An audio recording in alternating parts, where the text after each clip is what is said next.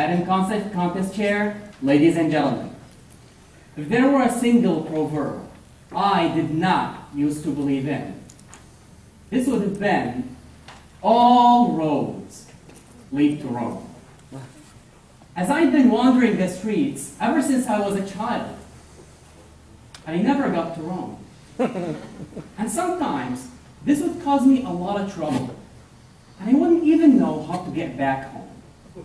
In fact, one time I recall, as I was a kid, I tried to find Rome when I was at the beach with my family. So I rode my bike and I wandered around until I got lost. My family was all worried about me. They looked for me everywhere. And when they finally found me, my dad said, "What on earth were you doing?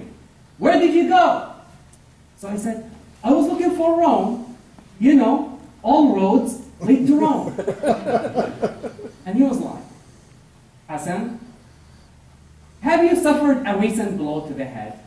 Are you out of your mind? This is just an idiomatic expression." Still, I wasn't convinced that all roads led to Rome. I thought that there should be only one correct road, per se. I thought that everything had only one correct way to be done. For instance, to eat cereal. I thought you should put the cereal in the bowl first, and then pour the milk. If you pour the milk first, I thought that would be just wrong. Also, I thought you should put on your t-shirt first, and then your pants. If you put on your pants first, I thought that would be both hilarious and wrong. So everything had to be done the way my mom taught me. And on one of those days, after I ate my cereal, put on my t-shirt, then pants, I kissed my mom goodbye, and I went to school. And when I was in the first grade, I had only one teacher that taught us all subjects. We thought he was the real Mr. Know-It-All. He was very scary and intimidating, though. During the math class, he would test us on what we learned in the previous weeks. So if you answer correctly, he would ask you to come to the front of the class and collect your prize. But if your answer was wrong, you wouldn't want to know what was going to happen. So we had a math class on that day. And the teacher was testing us on addition, which seemed like second semester calculus at the time. All those numbers and plus signs, you know. So it was my turn. He asked me, "Hassan, what's 2 plus 1?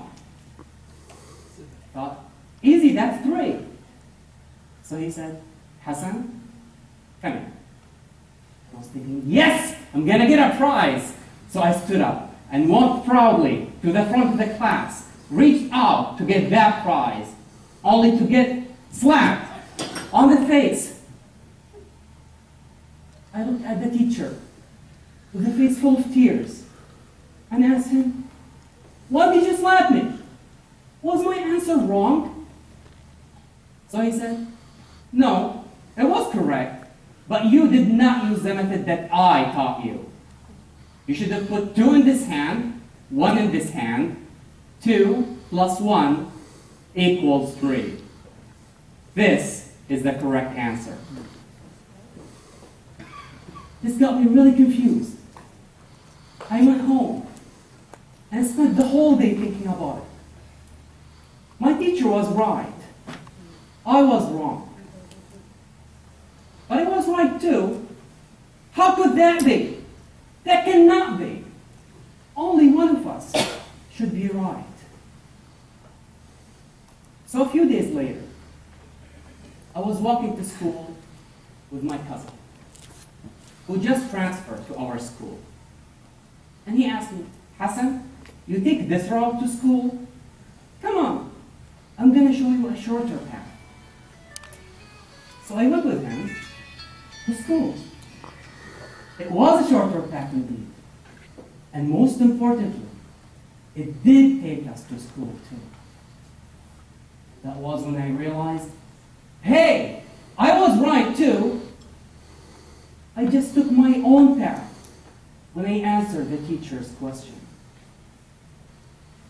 I thought I was not able to create a path, and I thought I was not allowed to make my own path. And ladies and gentlemen, very often we would walk in the previously paved paths of others, believing they're the only correct ones, and forgetting that they haven't been there forever. They all started as nothing. Someone, a winner, and a human, like you and me, had to take that first step, which turned all that nothingness into a path. Someone who had enough courage and confidence to do things differently. So I decided to tell my dad what happened between me and that teacher. My dad went to school, talked to the principal came to my class, and he promised us we won't be having that teacher again. But what I did not tell you is that I came late to school on that day. And when the new teacher asked me why I was late, I looked at him and said, I was looking for Rome again. I decided to be a pioneer, a winner, and a path creator. And so should you. Madam Consul.